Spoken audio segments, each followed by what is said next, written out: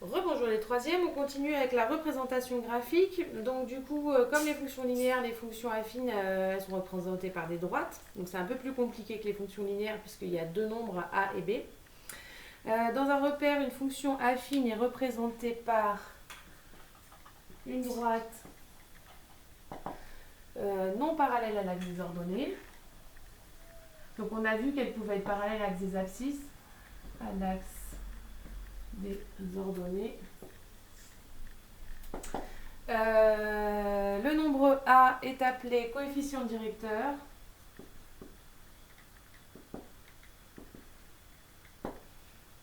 De D. Et le nombre B est appelé l'ordonnée à l'origine de D. Ok. Remarque, la droite D. Remarque. La droite D est parallèle. J'écris très mal. La droite D est parallèle à la droite représentative.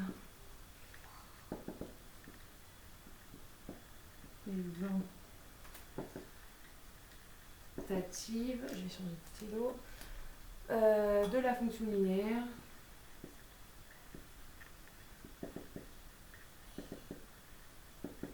fx appliqué à x. Elles ont le même coefficient directeur, donc elles sont parallèles. La droite D coupe l'axe des ordonnées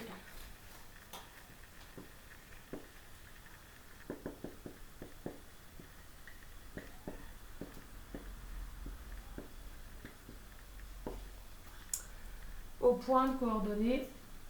Et c'est celui-là qu'on va mettre en premier à chaque coup si on peut. Mais en troisième, on peut. Souvent, c'est des nombres entiers. Coordonnées 0, B. Et ensuite, vous avez deux petites... donc ça, je vous l'ai déjà dit. Vous avez une autre remarque qui est que si on a un point M de coordonnées xm, ym, bah, si M appartient à D, ces coordonnées vérifient l'équation. Donc on a ym égale axm plus B. Et réciproquement, si vous avez ym égale axm plus B, alors M appartient à D. On va dans le premier exemple, et vous aurez ça à faire pour les premières choses dans les exercices. Donc dans l'exemple 1, je vais tracer l'exemple 1.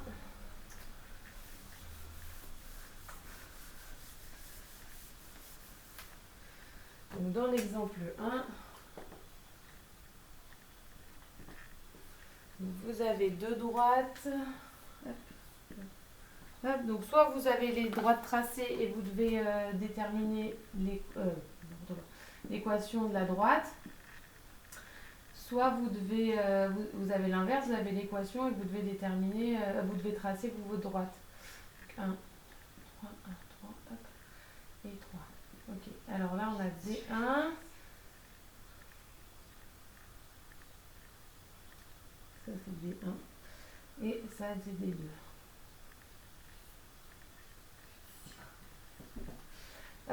Donc du coup, l'ordonnée à l'origine. Donc ça c'est facile, c'est la première chose qu'on va trouver sur le dessin. Donc l'ordonnée à l'origine de D1, c'est là où ça coupe l'axe des ordonnées. Donc le premier c'est B égale 1. Et pour le deuxième, eh ben, vous avez, là c'est un 3, B égale 3. Donc du coup, pour l'ordonnée à l'origine de D1, donc pour D1, l'ordonnée à l'origine est 1. Et pour D2, l'ordonnée à l'origine est 3. Ensuite, le coefficient directeur, eh ben, vous faites un peu comme on faisait... vous faites un petit peu comme on faisait avec les fonctions linéaires.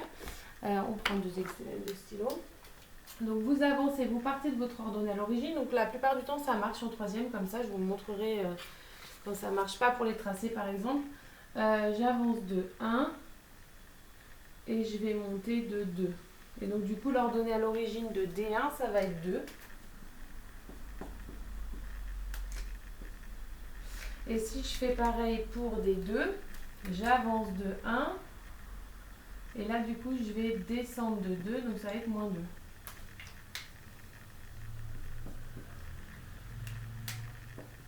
moins 2. Vous pouvez avoir des choses beaucoup plus compliquées que je vous montrerai en classe quand on se verra.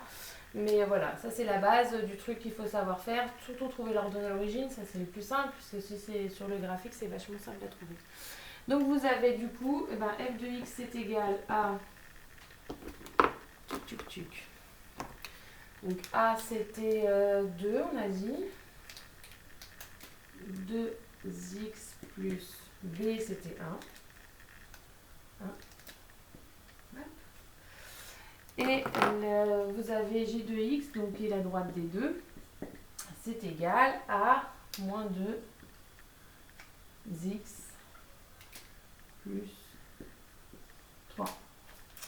Donc voilà ce qu'il faut d'abord que vous sachiez faire. Donc vous avez aussi... oh, je vais calculer des points, mais vous n'êtes pas obligé. Donc voilà, donc ça c'est ce qu'il faut savoir faire. Vous ne remplissez pas le don qui ne sert à rien. Mais il faut savoir faire ça. Alors je vous montre juste un truc. Hop. Un truc un peu plus compliqué. On en reparlera dans la prochaine vidéo, mais 2,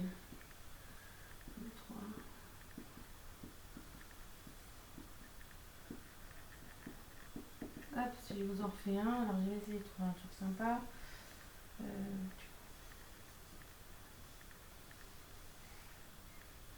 Hop, voilà. Donc ça, on fait une première droite des 1. Et puis on va en faire une autre. On va faire ça.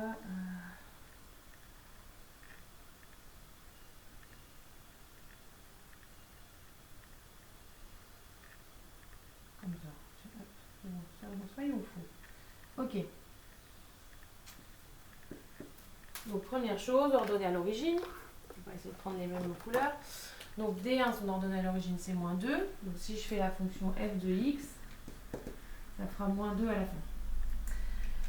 Pour g de x, on va mettre un x là. Pour g de x, du coup, son b c'est égal à 1, donc ça va faire plus 1. Pour le coefficient directeur, ça va être un peu plus compliqué, puisque quand vous avancez de 1, j'ai fait exprès, quand vous avancez de 1, ça ne marche pas, ça ne tombe pas sur un point exact. Donc du coup, vous êtes obligé de prendre un peu plus grand. Donc là, vous prenez un triangle rectangle, comme ça, ok. Vous comptez combien vous avancez, ou vous reculez, normalement vous avancez toujours vers la droite, mais si vous le reculez vers la gauche, ça va être un moins aussi, c'est le même principe que au bas. Donc j'avance toujours vers la droite, comme ça c'est plus simple. J'avance de 3 et je monte de 1.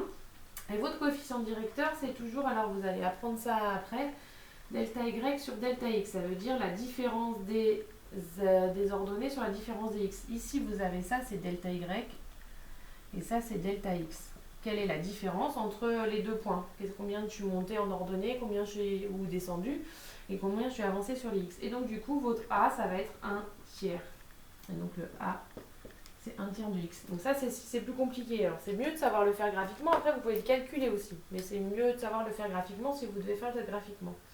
Et ensuite, pour l'autre, j'avance de 2 et je descends. Normalement, si j'ai bien fait... Ah oui, non, je voulais descendre de 5 et j'ai descendu de 4. C'est pas grave. 1, 2, 3, 4. Je descends de 4.